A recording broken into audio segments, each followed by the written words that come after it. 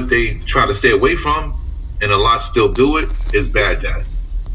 So while we're trying to get out of debt, their wealthy people try to get in debt. And when we say in debt, we're talking about the debt of assets.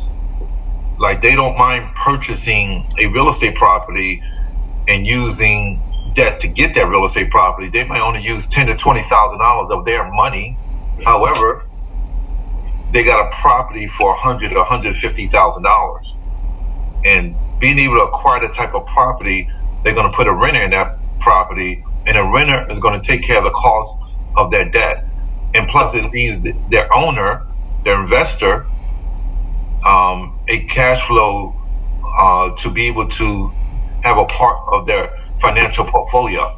So for instance, if their renter is in there and their mortgage is $800 a month, but the renter is paying $1,200 a month, the mortgage is taken care of, plus an additional, I would say $300 to $400. I normally say $300 because of $100 of miscellaneous that need to be set aside in some sort of account. But that's good cash flow from a property that you're not paying for any longer. You just use your financial intelligence to put yourself in that position. So that's why pillar number one is about, while middle class and poor are trying to get out of debt, the wealthy are trying to get in debt. It's the difference between good debt and bad debt. What's the second pillar that we're trying to help our clients and put them in this position? The second pillar is creating a private pool of capital for expected life events, emergencies, and opportunities, right? So a lot of people just call this emergency fund, but it should be more than just emergency fund. It should be expected life events and also opportunities and emergencies as one of the three as well. So let's talk about those three. When it comes to expected life events are stuff that we know is going to happen throughout the year. For instance, we know we want to go on vacation every year. If we have this type of money set aside, we can go on vacation. And before I go any further, let me backtrack a little bit. How much is expected, how much is ready cash, as we call this ready cash? Ready cash should be somewhere between 3 to 6 months of one's income. So I say somewhere in the window of like 10 grand to 20 grand. So the floor should be 10 grand. No matter what somebody's making, I believe somebody should have 10 grand accessible at all times. Because anything can happen, anything can break out at any time in their life. And that's what we want to work with our clients and helping them build up to that amount. So if you have 10 grand or more, you can take care of expected life events, vacations, holidays, birthdays, things of that nature. If you have that kind of money, and it's got to be liquid too. It cannot be caught up in some kind of qualified plan or some sort of account that you got to now, sell or to get the money back to you, which is like on the stock market. That's not liquid. That's liquid, but not liquid, safe liquid. Because if the market drops and you got your ready cash in there, then there goes your money as well. So expected life events. The next one is emergency. We know what emergencies are. Something unexpected happens, but we know it's going to happen. Things do happen to everybody. Life is living with unexpected things happening. That's emergency fund. That's what that's there for. So that goes without being said. And then the third area when it comes to ready cash on the pillar number 2 is opportunities. Too many times, I know for me and for us, we've had to pass up opportunities in the past because we wasn't ready. We didn't have the ready cash available. And I find this is most people's in the middle class and in the poor class normally are in that situation, because opportunities normally are not missed. They're passed up. Somebody else that's prepared and ready and informed can take that opportunity. So pillar number 2, once again, is ready cash, and it's money that's going to take care of expected life events, stuff you know is going to happen, and stuff you want to do. It's going to take care also emergencies, and most important, it's going to take care of opportunities. So that's what we have to set up. That's what we want to help our clients set up for as well. Pillar number 2. Let's talk about pillar number 3. Pillar number 3 is creating an income you don't have to work for and you can't outlive. Right? That's called cash flow independence. That means you are free from working for anything or anybody, but yet your assets paid you enough that you can live off of it without running out of money for the rest of your expected lifetime. So we do these figures for people. We have calculators that can go out to 85, 90 to 100 years old. And we can almost identify somebody's life expectancy. And being able to do that, we can say, okay, if you retire at 65, based off of the income that you're saving and the rate it's growing, you're going to run out of money in 7 years. Or if you don't run out of money, the second thing is, if you want it to last, you have to shrink down your lifestyle so it can last for 20 years. So think about that. Somebody living off they're accustomed to a $70,000 lifestyle, and then when they go into retirement, they have to now change the $30,000 lifestyle for it to last for 20 years, or it will run out in 7 years. That's the kind of figures we do. And that's why we believe in asset purchases that pays the income and not spend down through accumulation. We believe that one can live a great lifestyle and not ever run out of money and spend it down to the account is zero. And then a lot of people have a guilty feeling about not spending all their money and they're not leaving nothing behind for their kids or their heirs or people that they care about, right?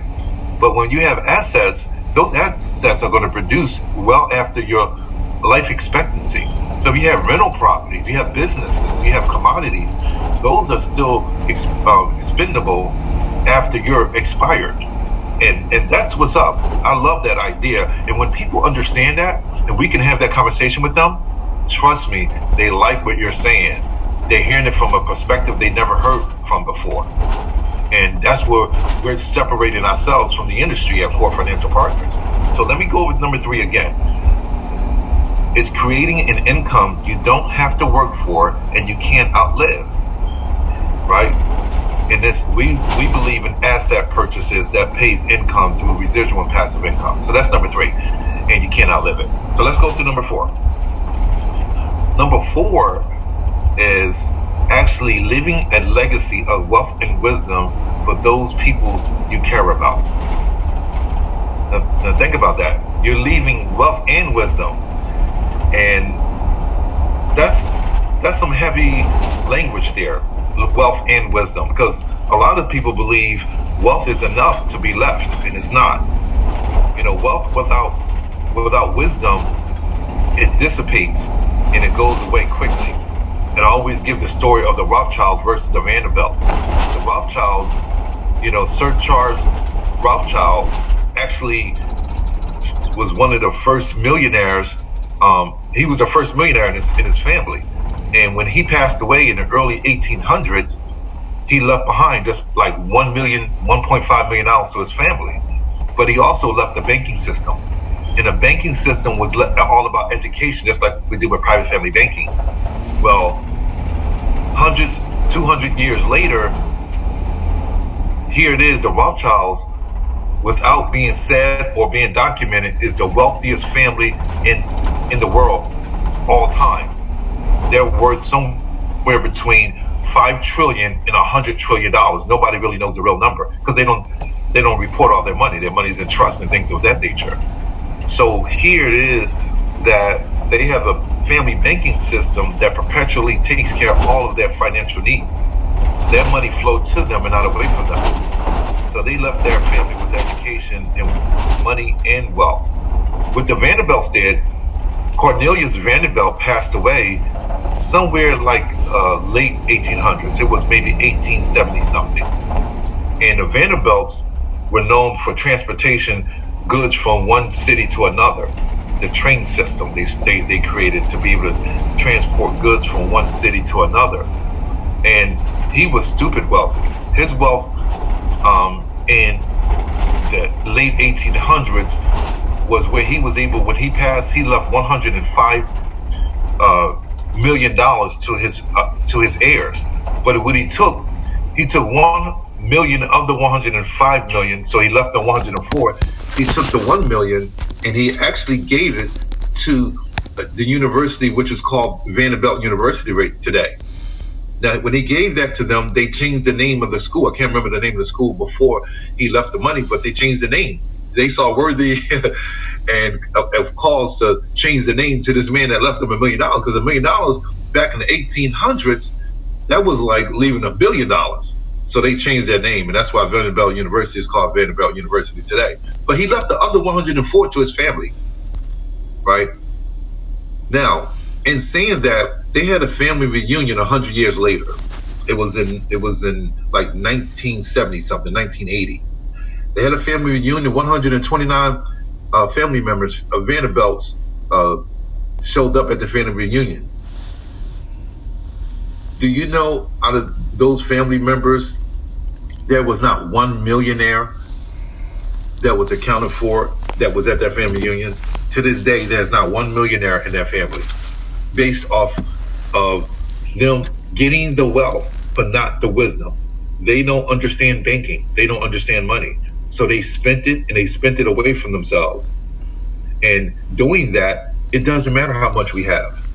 If we don't have the wisdom and the education behind it, those that do know how to get our money. And so that's why I said that's a loaded statement, leaving a legacy of wealth and wisdom to those that you care about. Because if we just leave money, it's going to escape them so fast. It's going to be like all the hard work that the person that was diligent to acquire that kind of wealth, it will dissipate soon after that person has passed on. And that's what we don't want for our clients, and we don't want for our families. So it is very important, and it is definitely valuable to take this information and make sure your kids and your closest family member, the people that you care about in your circle, learn this and grow with this as well. So once again, let me go through the 4 pillars. I'm just going to list them. Pillar number 1 is eliminating bad debt and adding good debt. Pillar number 2 is creating ready cash, which takes care of life expected events, emergencies, and opportunities. Pillar number 3 is creating an income you can't outlive. I mean, you don't have to work for it, you can't outlive. Pillar number 4 is leaving a legacy of wealth and wisdom for the people that you care about.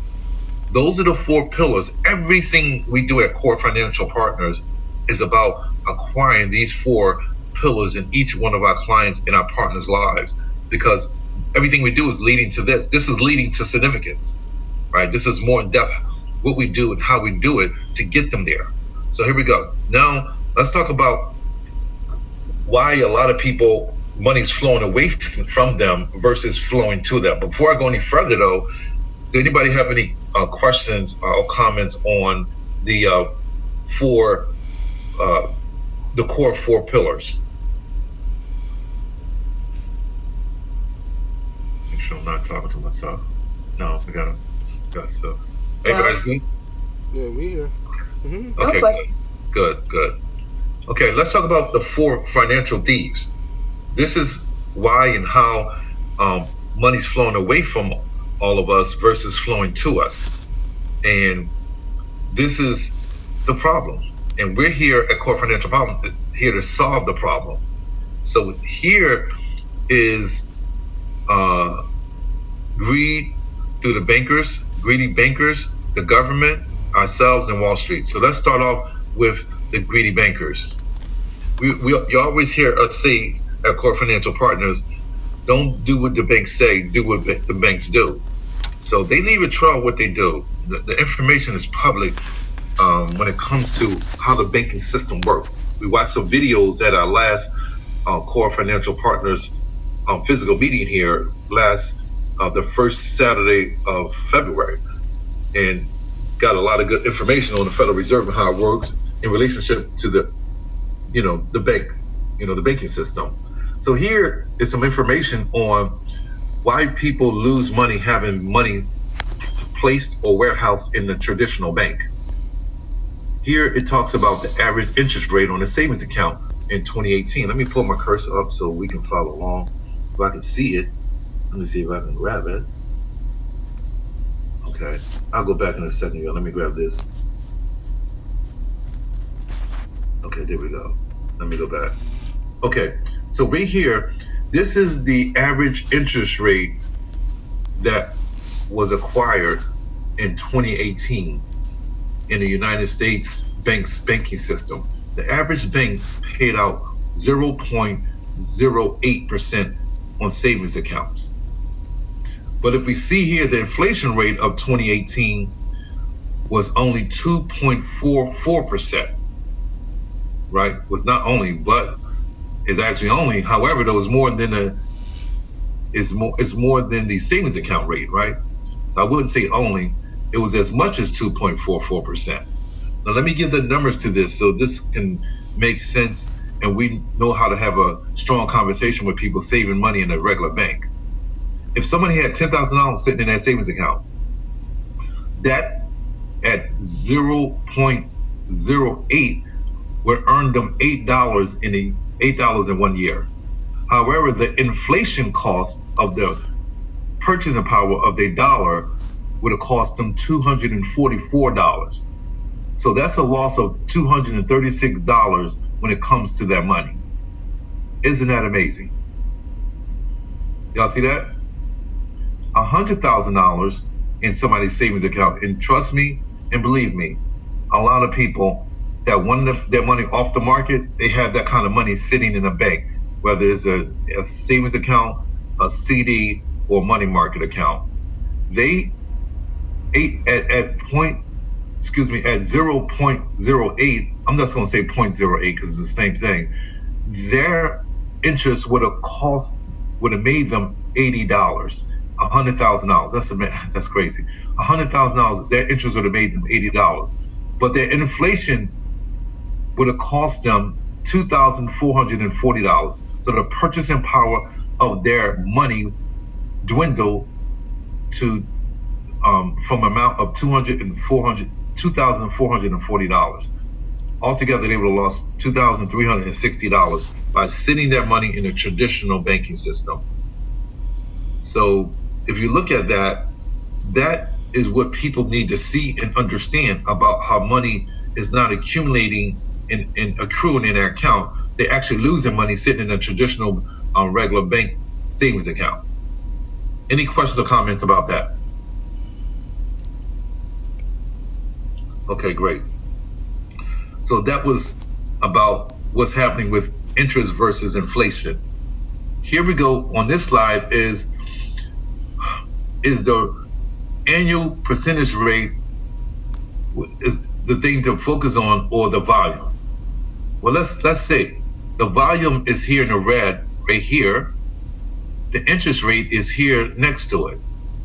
If somebody got a car loan of $30,000 and their payments is $594 a month, right? And their interest rate is over here at 8.5. Well, out of $594, $175 of the $594 is going towards interest costs. Let me know if you don't follow me. The volume of that is 30%. So the principal being paid is only $419. So if you look at that, most people only focus on the interest rate, right? The annual PR, the APR, but they don't focus on the volume. They're really paying 30% in volume. And that's where most people are not being shared in the banking system, or the bankers are not going to share that with you, that you're not paying 8.5, you're paying 30%, right? Let's look at a cost of a credit card. $10,000 balance, you're paying $250 a month to pay your balance down. Your interest of the $250 is $100. That means you're paying 40% towards the interest cost and only $150 towards the principal. Wow. Let's look at the last one, is a mortgage. Somebody has a $200,000 mortgage.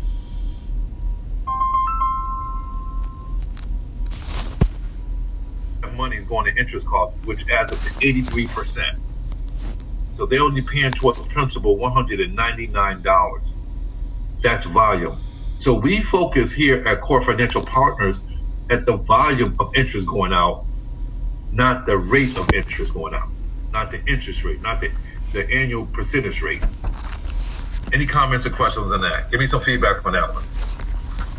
So the 6% is multiplied times the whole amount of the loan, and that yields you your volume. Say that one more time. You're 6%. Yeah, the 6% is multiplied times the total amount of money that you're borrowing, right? Is that right? And that yields you your volume? No, the volume is really how much you're paying out of your monthly payment. So your monthly payment is the $19.99 right here, right? If you look at that, 1,000 of it, because everybody has an amortization schedule, 1,000 of it in this scenario at an interest rate of 6%, 1,000 of it is going towards the interest cost. So when you look at, well, out of 1999, that's 83% that's going to interest cost, and only 199 is going to a principal. Okay, I guess I'm just trying to look. Okay. No. The formula for the volume, like I'm trying to, That's a good question, though. I'm trying to calculate that in my head now as well. Well, but it's funny that I know this is true because we was working with a client one time, and we just asked them how much they owe on their loan. They didn't know their numbers yet, how long they had their loan, and how much they owe. Was it how much they owe? No, it was how much the interest was. It was some kind of way, and we figured out almost to the penny from our calculations the amount that they end up owing. Because one thing I do know, in the first 5 years to 7 years, you're going to pay 83% in volume to paying a mortgage back. You barely pay principal the first 5 to 7 years. So whatever the monthly payment is, which is here almost $1,200, did you see 1,000 of that is going to interest costs? And so they're barely touching the principal. That's why a lot of people, they see this, that understand that much about it, and they try to pay extra payments to pay the principal down, which is still a mistake. It's still a mistake. So once they understand the value of their money, they don't want to do that. They don't want to do that unless you're doing it from some other money from an investment to pay it down. If you talking about your cash flow of your earnings, you just want that baby you want to pay the minimum as much as possible, and eventually your money will outgrow that money if your money's in the best place. So it's almost the concept of, if you give them extra payments, how much is that money earning you when you give them extra payments? It's not earning you nothing. Some people believe, well, I'm gonna have more equity in my house. No. When the last time equity grew in interest? How much does equity grow on an annual basis in the rate of return? It grows zero. So you giving extra money ain't gonna make that house have more equity in it. All you're doing is giving your money away and let them multiply it. You keep it in your possession, you pay the minimum they're asking you to pay, and you're in a better position. Because time value of money says, over time, your money will earn you money versus you give to them. They just got more of your money, and you have no money growing now.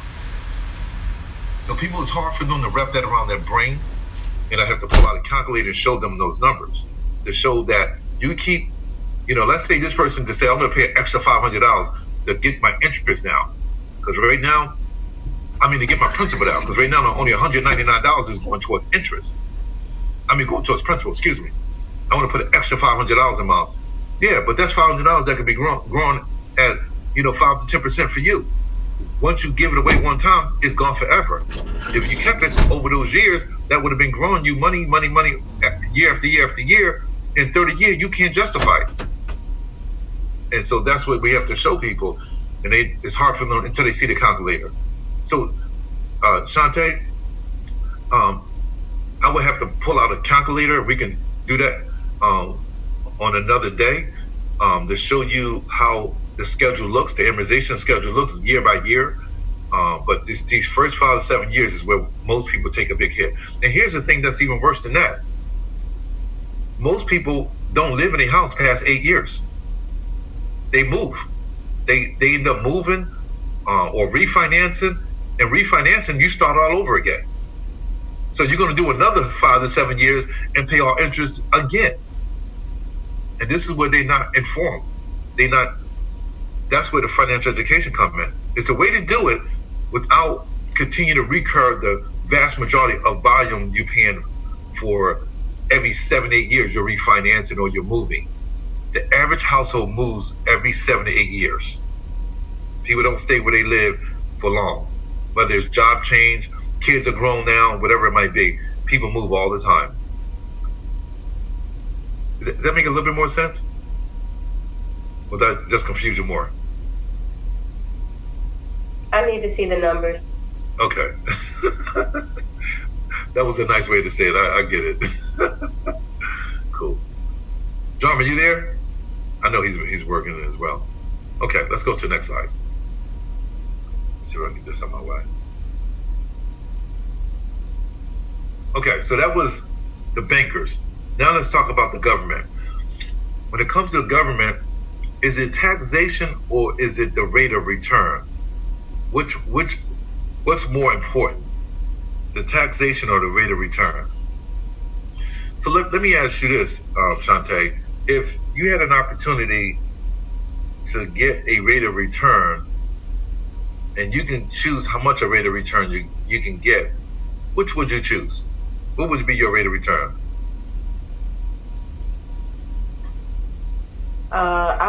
It depends on the risk that I'm taking, if I take any, with this money.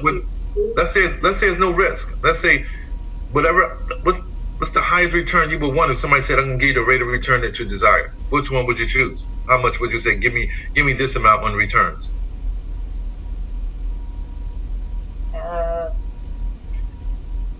So this isn't either or anymore. I want 100%.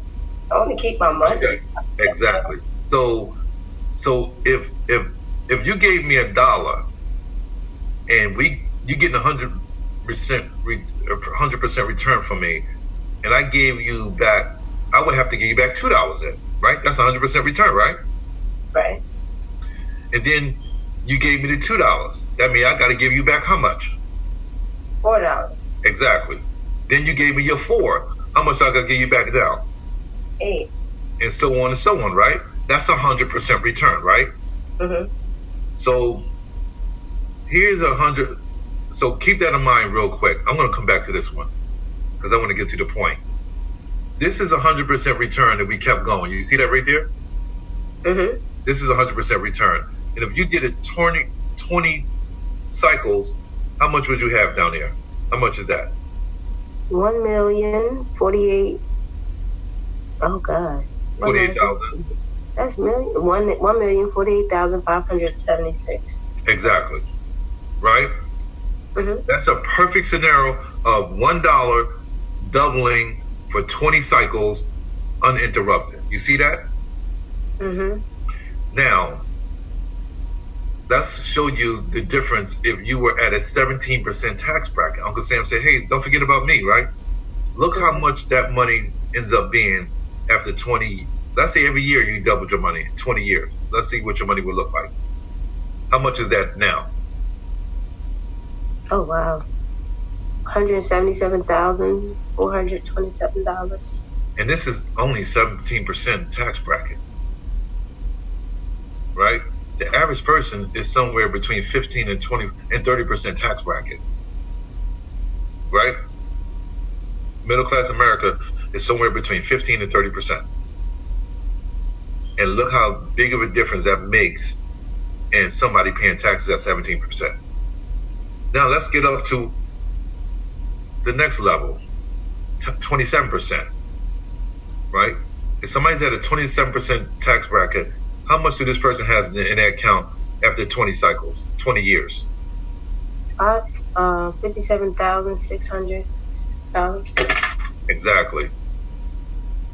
What does that say to you, seeing that what a 17% tax bracket or a 27% tax bracket does to your money? What does that say?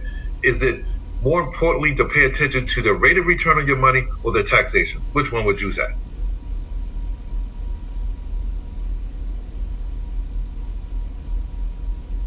Taxation.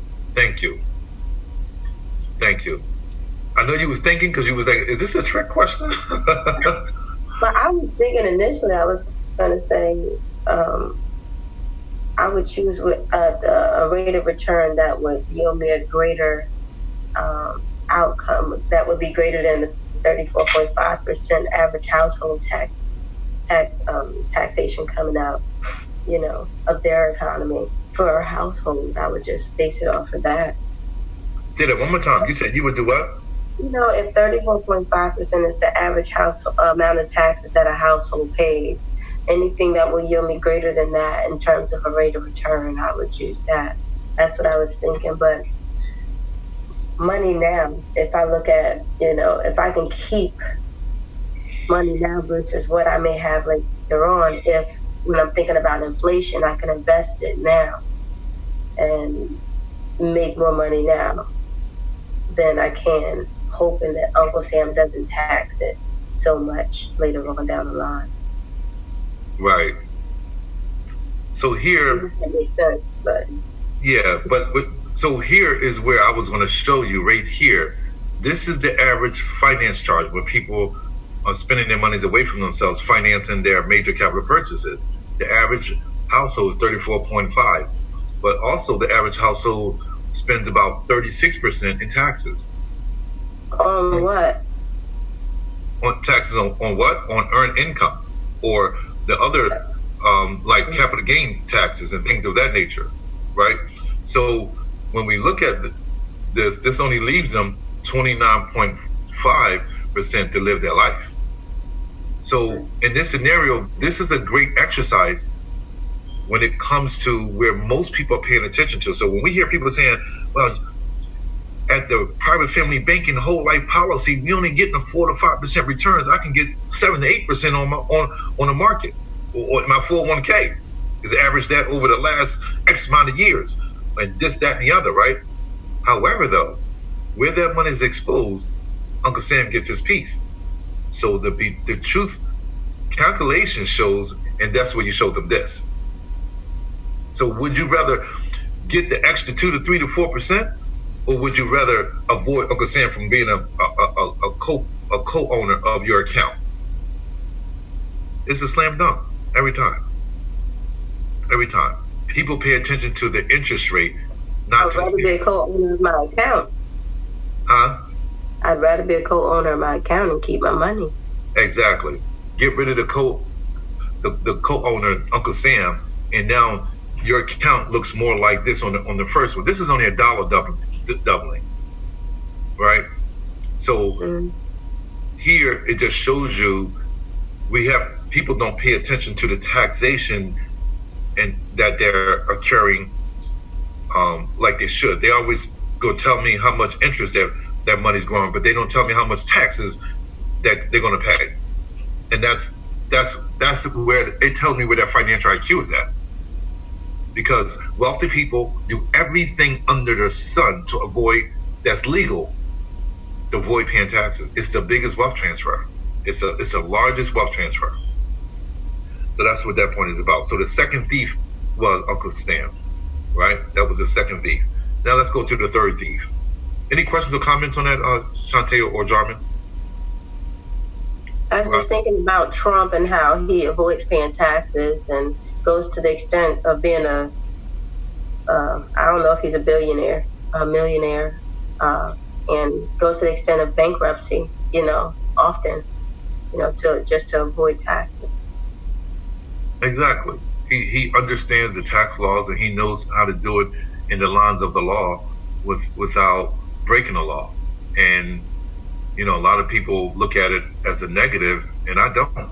I look at it as a positive. Teach me, show me, because I work hard for this money, and I pay my dues to society because they tax everything I do. So if it's a way in business in the corporations to avoid tax and not evade them, then I'm in the legal perimeters of doing what's right and what's legal. So that's what a part of what we're doing in empowering people as well, is knowing there's a better way to do it. So yeah, that's a good point. So here we go.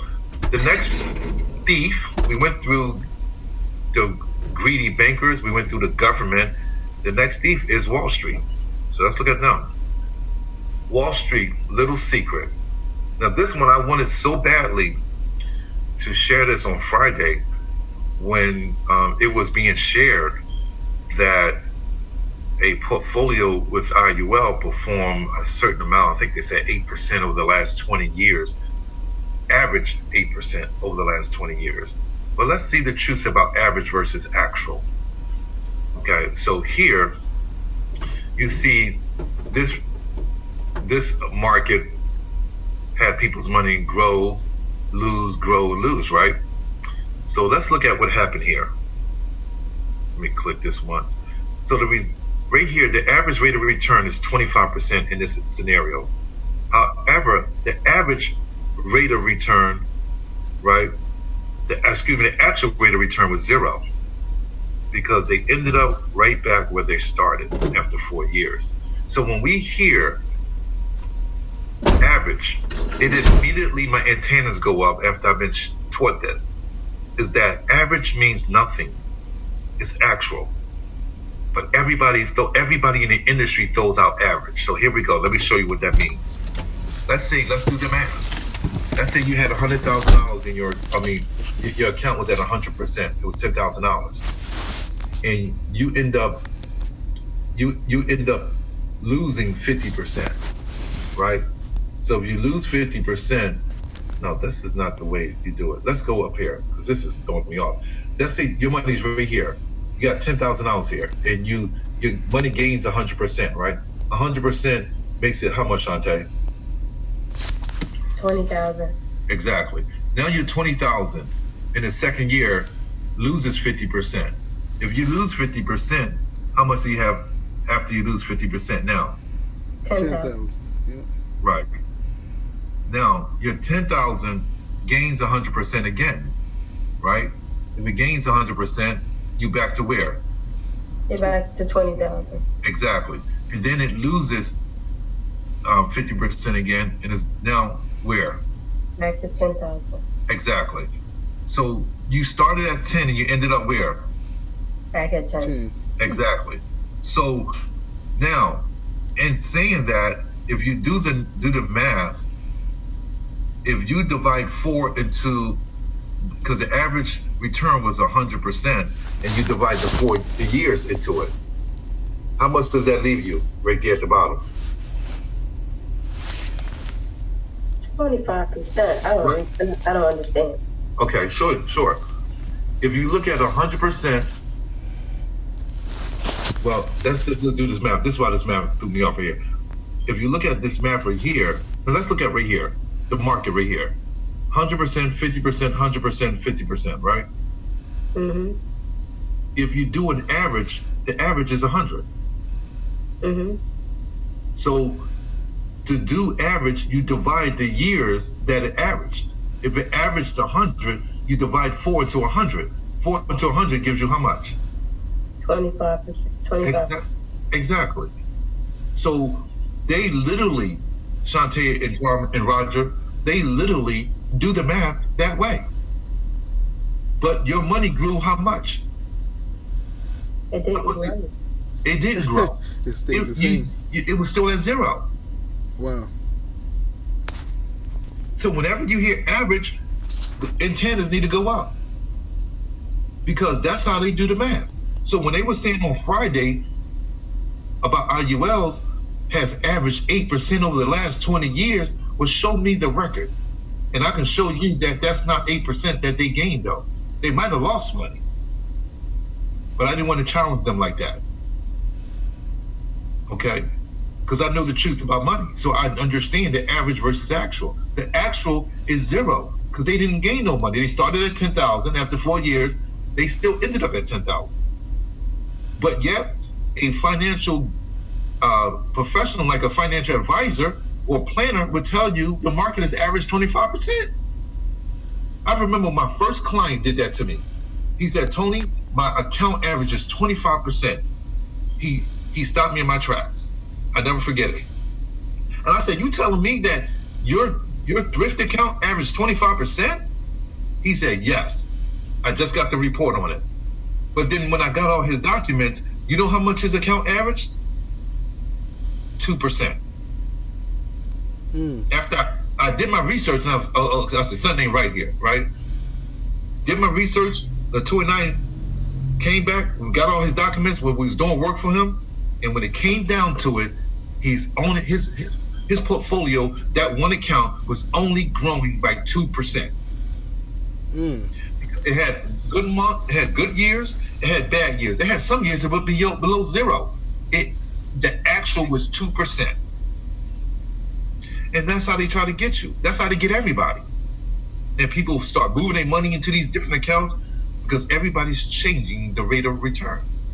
The average rate of return, not the actual. Because they never talk about the actual. Isn't that amazing? Isn't that crazy? Yeah, that is crazy. Man. And I'm telling you, you guys know more than most people that's even in the industry already. I'm telling you, from all the things we've been going over, you guys know more than most people in the industry. So I wanted to so badly show this on Friday. I was going to do it when we got done and they got off. But I said, you know what? I'm going to save it for Monday because it's important. It gave me an opportunity to talk about it today. So if this was 10 years, we would have divided 10 into 100. And that would have told us what the that would have told us what the average was.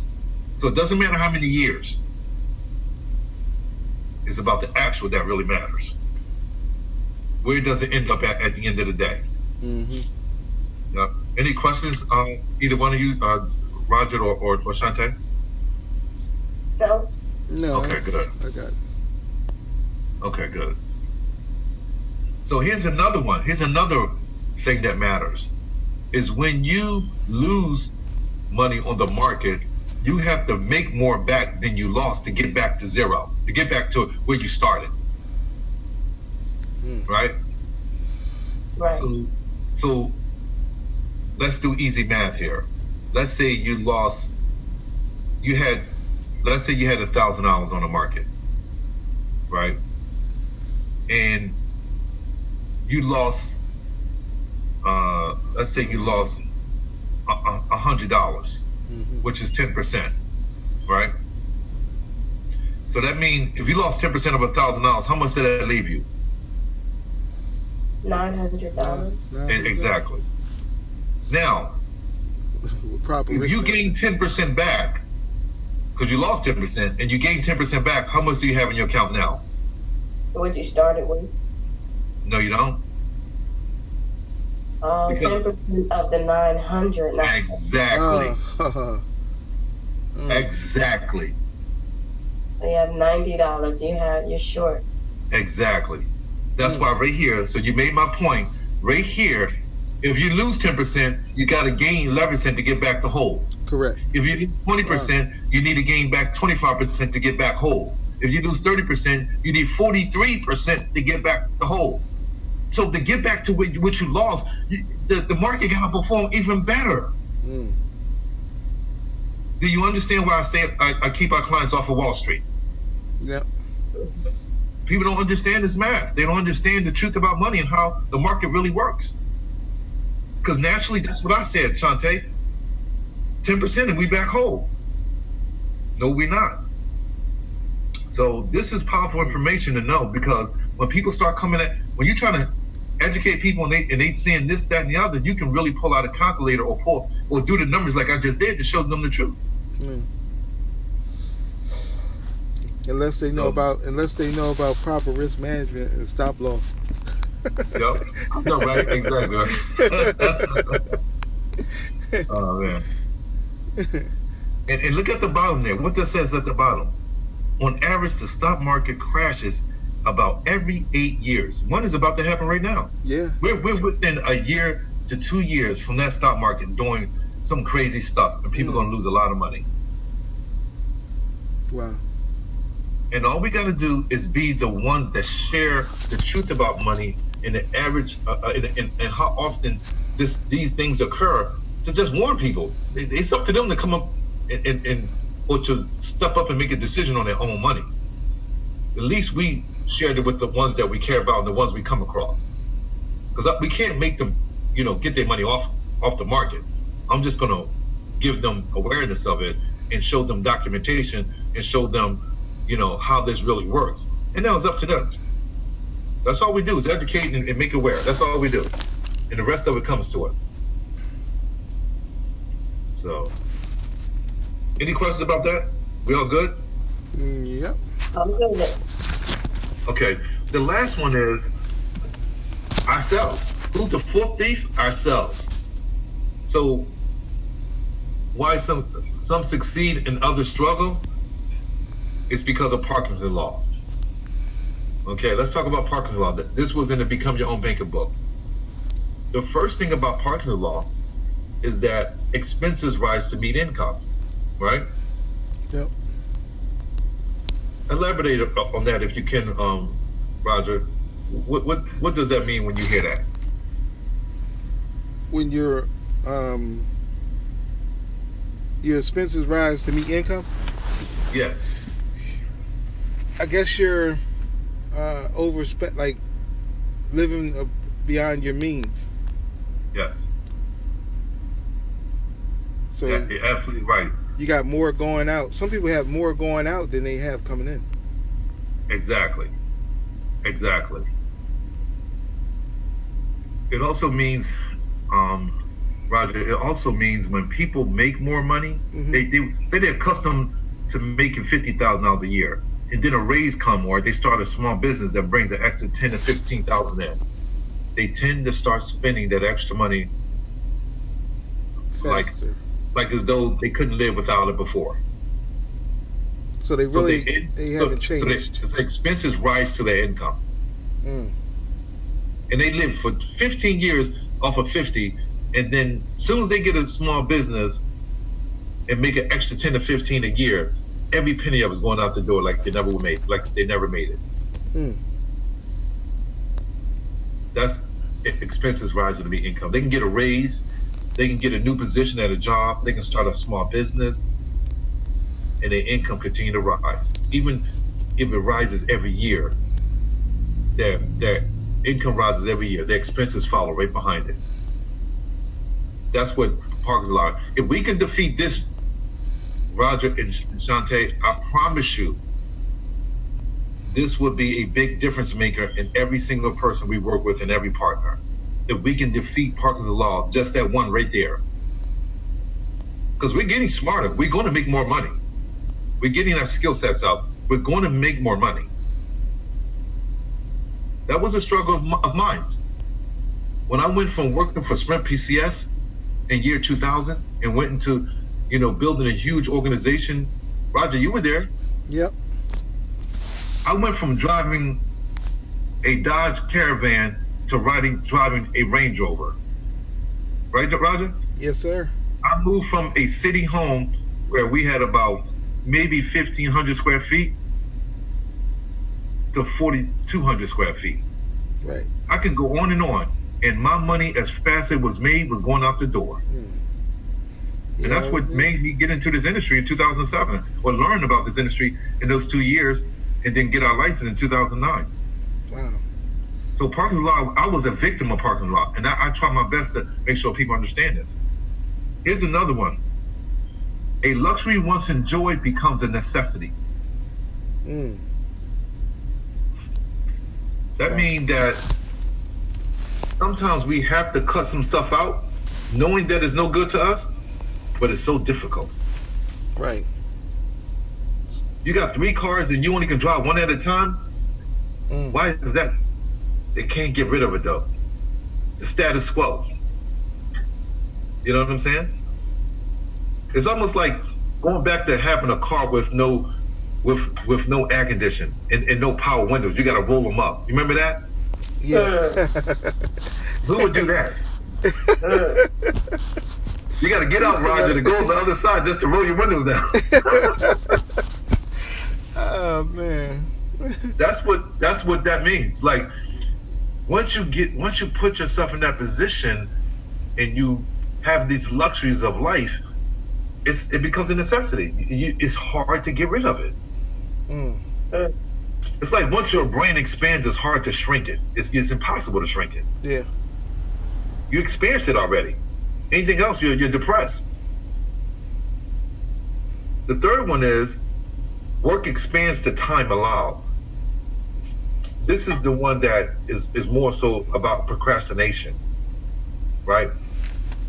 This is where you have 3 months to get a project done, and you get it done on 2 months and 28 days, right? Mm-hmm. And then they say, look, guess what? We decided to expand it 15 more days. When are you going to get it done? 15 more days. 15 more days. Right? It's like I used to do a training on goal setting that we do 80% of what we need to do on the last 20% of the time left to do it. Mm-hmm. Right? Perfect example is planning for a wedding. Exactly. Planning for a wedding. You knew about it for 3 years. Yep. And you waited ain't not the last 5 days and everybody's running around, Exactly. Yep. Paying for everything and getting all the well, you're a project manager. You're running a project. Same thing. It's just the human nature of us all. But guess what? If we can defeat these 3 Parkinson laws, I promise you we'll separate ourselves from the pack big time. Big time. Be prepared. Be in front of it. Don't wait till the last minute. Keep a modest lifestyle, right?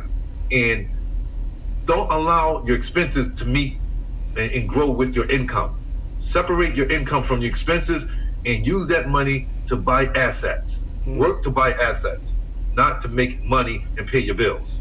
Right. You take care of your bills, but you also want to make sure you put the same value on buying assets. That's where we'll separate our partners and our clients from their peers and from everyone else. So that's the Parkinson law. That's the Parkinson law. Yeah. Last thing is rescue your financial future. Starting your own bank is a recession-proof wealth building strategy. A simple system and formula, a predictable and tax-free return on investments keeps your money even after you think you spent it. So that's what we have for today, y'all. We went through the 4 thieves right here, and hopefully that was helpful to understand how the banks work when it comes to interest, how the government works when it comes to taxes, how Wall Street works when it comes to investments, the truth about actual versus average, and then ourselves. How do we defeat what our practices and habits of money is? Mm-hmm. How do we change that? And Parkinson Law really helps you out with that. Any comments or questions about any of this today? Was this helpful? Yes. Yeah. And I'm continuing to listen to that CD too, because you have to listen to it more than once and twice. Yes. Because I just had a talk with my daughter because she didn't understand. She thought that to invest $3,000 was a lot of money, but I asked her how many times has she got her income tax back, and went on a shopping spree, and went out to eating dinner and all this other thing and wasted that $3,000 that's gone forever. Lost opportunity, lost cost. That's right. So she kind of understood when I got finished explaining it to her. I said, don't look at it as a waste of money. Look at it as something that's going to return something that's an asset that's going to appreciate and return you something for it.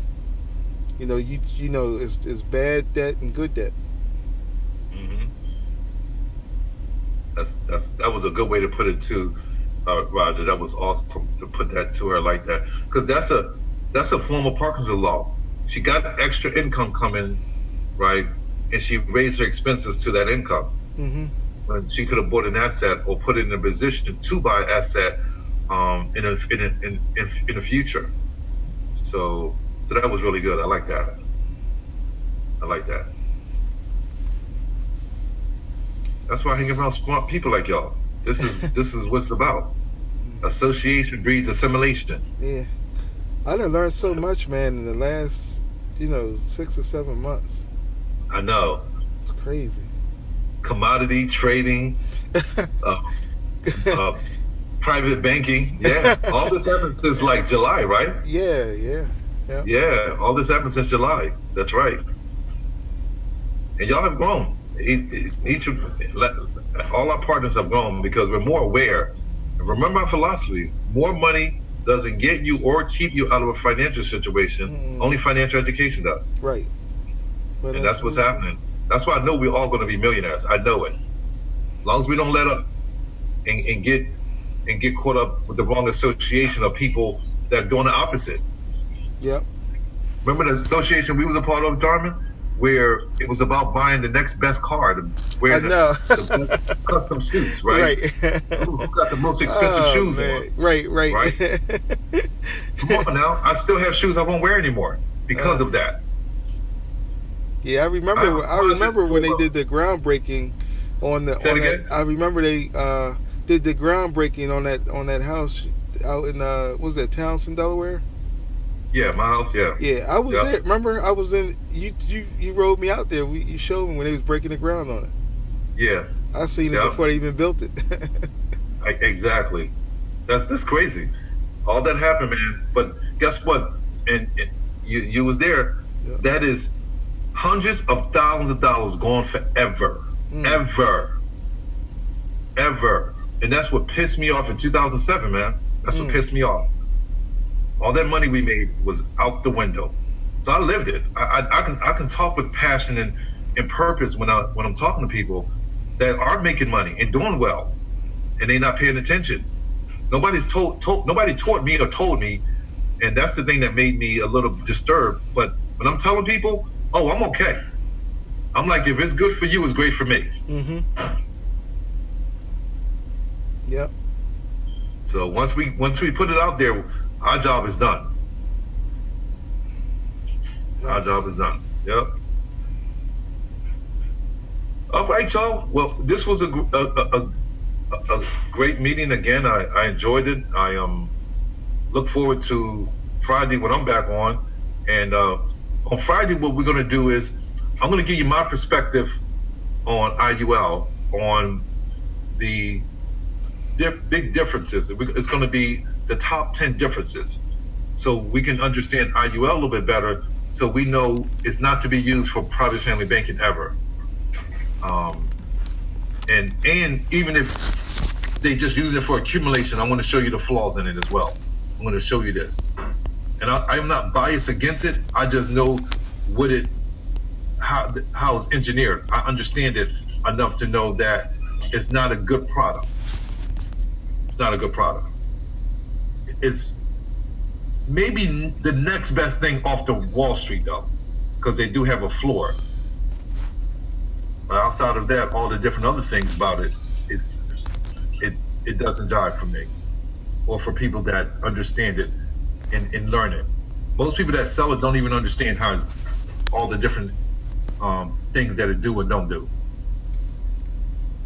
Right. So it's just preparing us as we hear people say, "Well, I got a permanent policy." I don't even know why it's called permanent because most of them fall apart in the 70s and 80 years old.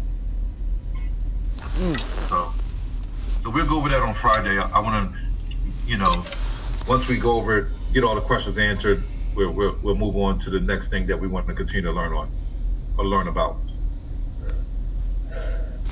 All Okay. right, y'all. All All right. right.